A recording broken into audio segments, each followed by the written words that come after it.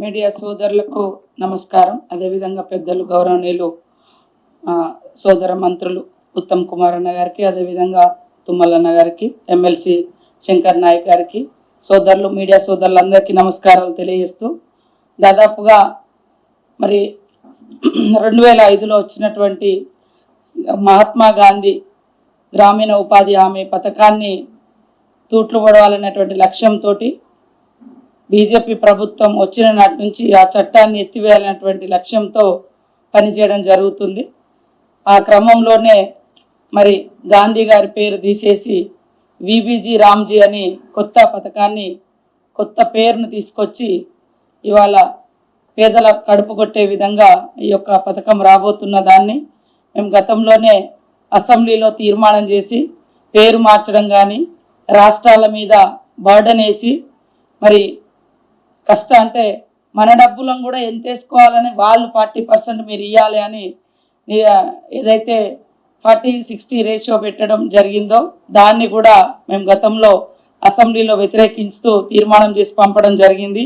అయితే ఇప్పుడు కేంద్ర ప్రభుత్వము మరి జూలై 1 వరకు నోటిఫికేషన్ ఇచ్చి ఈ కొత్త చట్టాన్ని అమలు చేసే విధంగా ఆమోదం తెలపాలని ఒత్తిడి చేస్తున్న నేపథ్యంలో మరి ఈరోజు ఇన్ఫార్మల్గా జరిగినటువంటి క్యాబినెట్లో ఈ యొక్క కొత్త చట్టం గురించి డిస్కస్ చేస్తే మరి ముఖ్యమంత్రి గారు సహచర క్యాబినెట్ సోదరుల సమక్షంలో ఒక సబ్ కమిటీని వేయడం జరిగింది. ఈ కమిటీలో గౌరవనీయులు ఉత్తమ్ కుమార్ రెడ్డి గారు, అదేవిధంగా గౌరవనీయులు తుమ్మల నాగేశ్వరరావు గారు, గౌరవనీయులు వెంకటస్వామి గారితో, వివేక్ వెంకటస్వామితో మరియు నేను పంచాయతీరాజ్ శాఖ మంత్రిగా కమిటీ వేయడం జరిగింది.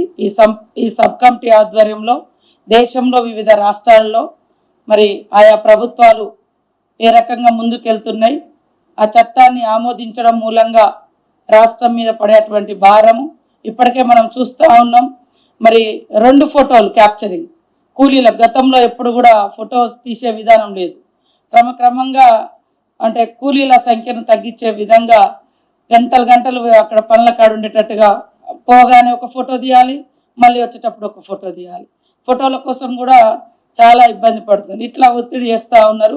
అయినప్పటికీ కూడా మన రాష్ట్రంలో మేము ఎప్పటికప్పుడు మరి జిల్లాల వారీగా మానిటరింగ్ చేస్తూ గత సంవత్సరం మొత్తం 7.5 కోట్ల పని దినాలు జరిగితే ఈ 2 నెలల్లో మా పంచాయతీరాజ్ శాఖ కమిషనర్ గారు కానీ, సెక్రటరీ, మరి క్షేత్రస్థాయిలో ఫీల్డ్ అసిస్టెంట్లు, సంబంధిత ఎన్ఆర్జీఎస్ ఉద్యోగులందరూ కలిసి మరి కూలీలతో వాళ్ళను ఎప్పటికప్పుడు మోటివేషన్ చేసి 2.5 కోట్ల పని దినాలను ఈ 2.5 నెలల్లో కంప్లీట్ చేసుకోవడం జరిగింది.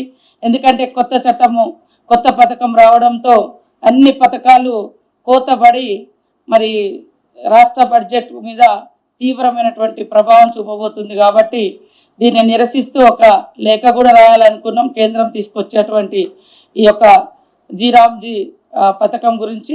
అదేవిధంగా సబ్ కమిటీ కూడా దేశవ్యాప్తంగా మరి వివిధ రాష్ట్రాల్లో అమలవుతున్నటువంటి తీరు, వాళ్ళు తీసుకునేటువంటి ఈ యొక్క చట్టం మీద, ఈ యొక్క పథకం మీద నిర్ణయాలను కూడా అనుసరించి ముందుకెళ్ళడం జరుగుతుందని తెలియజేస్తూ క్యాబినెట్లో సబ్ కమిటీని వేయడం జరిగింది. 4తో కూడినటువంటి సబ్ కమిటీ. ఈ సబ్ కమిటీ మరి తొందరలోనే కూర్చొని ఫర్దర్గా తీసుకునే నిర్ణయాలు మళ్ళీ మేము ముందుకు తీసుకొస్తాం.